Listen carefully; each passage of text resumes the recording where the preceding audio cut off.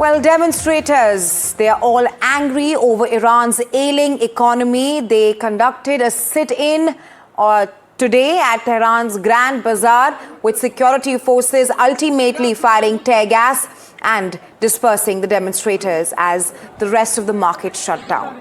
The demonstrations at the Grand Bazaar, the beating heart for centuries of both Iran's economic and political life.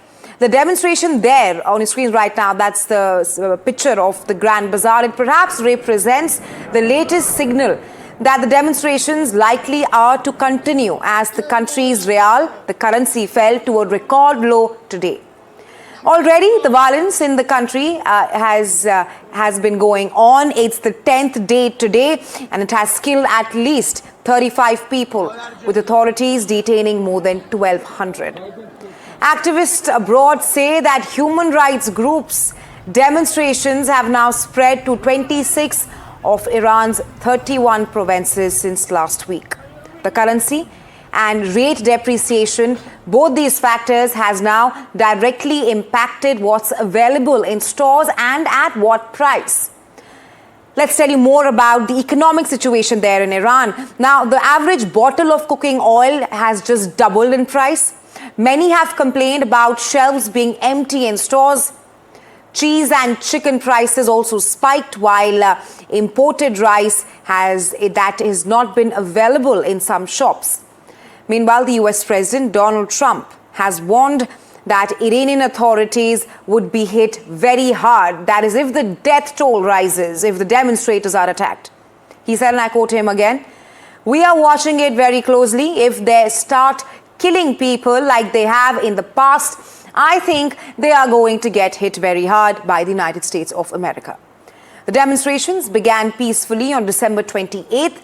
It was sparked by public outrage over runaway inflation and the steep collapse of the local currency Rial against the US dollar, which has now lost nearly 80% of its value compared to a year ago. At this point of time, it has not come as a surprise that Iran's supreme leader Ayatollah Ali Khamenei has adopted a hardline stance, warning that Khamenei's words, and I'm quoting him here, "Rioters should be put in their place." Meanwhile, India has advised its nationals to avoid non-essential travel to Iran until further notice, owing to the recent developments in the country. All right, for more on this and to give us an insight of all that's happening on ground zero, I'm now being joined by Mohammad Khatibi. He's joining me live from Iran.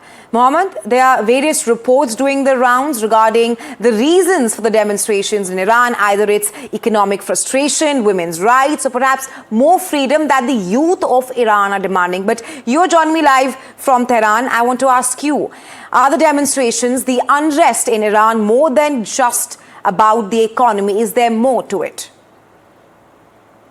So, thanks for having me. The protests in Iran started with economic hardships that was a depreciation of Rial against the US dollar. And after that, protests turned violent and there were other issues, political issues were involved. However, these protests, despite being widespread in the country, are limited in scale, and all the gatherings are about 50 to 200 people, and this is limited in scale. So in northwestern Iran, nothing has happened, and in western Iran, some protests turned violent, and protesters attempted to seize police stations, and they were countered by security forces.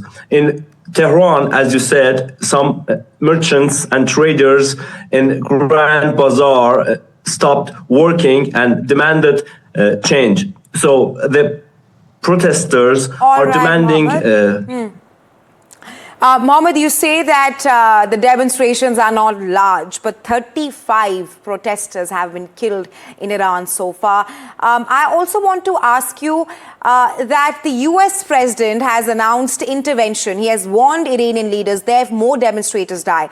At this point of time, protests they've entered day 10. 35 protesters have died. My question to you is that, are these demonstrations more about regime change in the country? I don't think it's about regime change. It is about economic issues, but the US president and his Western allies are trying to frame it as a regime change protest, but it is not the case. And we have saw the similar dynamics in Venezuela, which they framed as narco-terrorism, and they captured Maduro. I think that they are trying to do the same in Iran, but I don't think that this is happening right now in Iran, because the scale of the protests are not widespread as the Western media is covering it. But there is anger about the economy, and the leader of Iran and other authorities, unlike previous protests, the government, I mean, unlike previous protests, have acknowledged that there are economic hardships, and they are trying to mitigate the situation by the government has started to distribute subsidies about to mitigate the economic hardships in the country.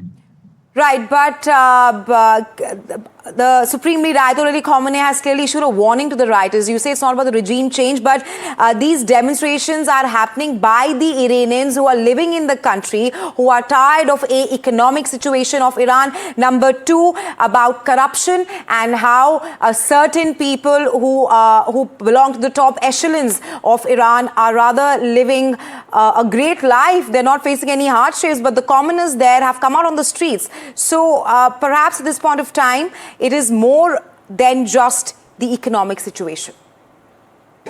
Yes.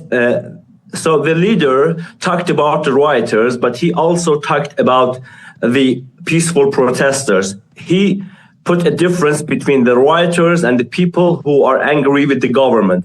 He asked them to be patient because of the situation, and he asked also the government to be more active countering these economic pressure on the people.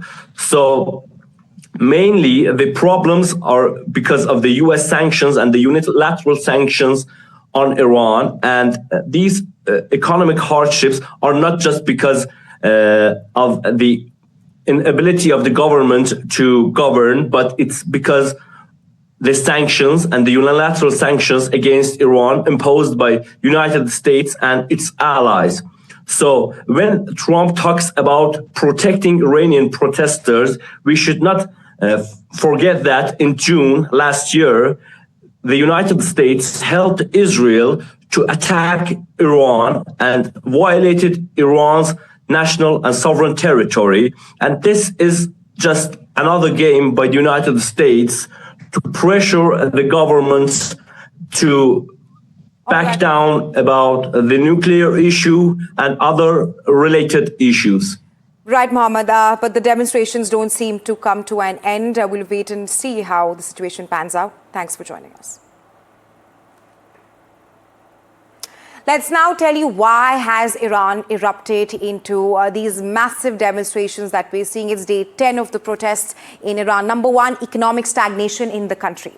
Now, what began as anger over rising prices has now turned into the biggest unrest that the country has seen in years. So economic stagnation, that's because of raging inflation and collapsing economy. We told you a short while ago how the shopkeepers went out on the road. They were striking against the higher prices and the depreciation of Rial as well. Then moving on to the next pointer, corruption and inequality. The commoners, the common people of Iran are perhaps disgusted with the fact that the top echelons of Iran are leading a comfortable life, and they have to rather face inequality right now. Then, moving on, women's rights and social rules. We do know that women's rights in Iran is always stifled.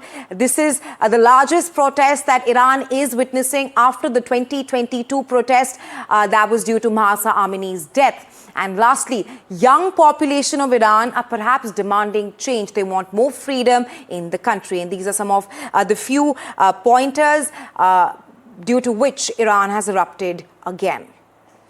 All right, staying on with this story now, Iran is no stranger to street demonstrations. But There are several factors surrounding the current unrest, which makes it very serious. First, the US President Donald Trump has issued a direct warning to Iranian leaders over the treatment of demonstrators, saying that Iranian authorities would be hit hard if more demonstrators die. At this point of time, 35 demonstrators have died in Iran.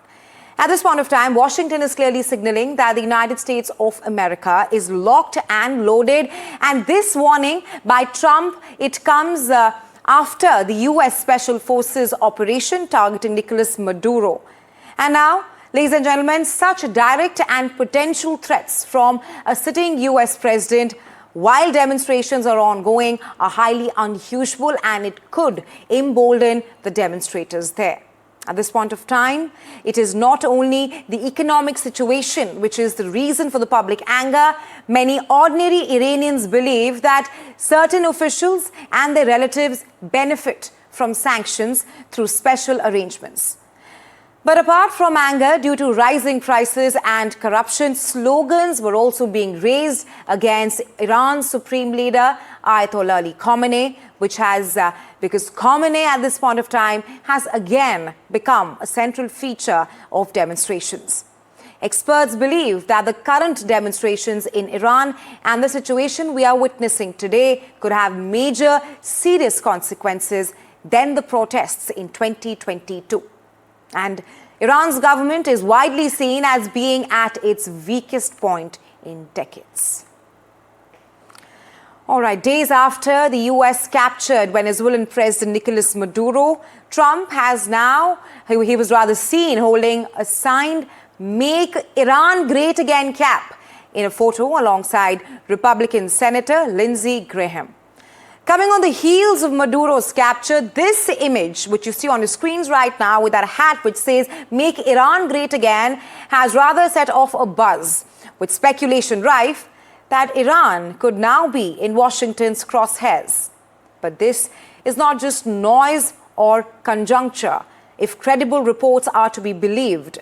As per reports, there are indications now that the US is mulling an intervention in the ongoing protests in Iran, with Israel also checking to see if the removal of Venezuelan President Nicolas Maduro will make action possible against the Iranian regime.